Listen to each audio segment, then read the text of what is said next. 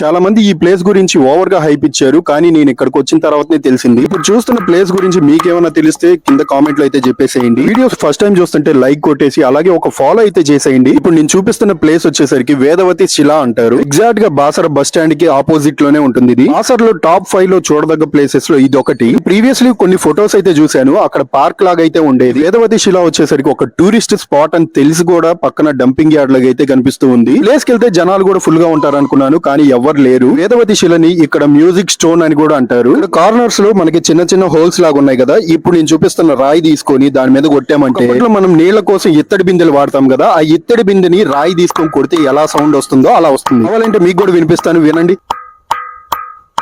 చాలా వీడియోస్ లో విన్నప్పుడు అలా ఎందుకు వస్తుంది అనుకున్నాను, కానీ రియల్ గా నేను ఇక్కడికి వచ్చి చూసిన తర్వాత నిజంగా ఇత్తడి బిందె మీద రాయేసి కొట్టినట్టే ఉంది.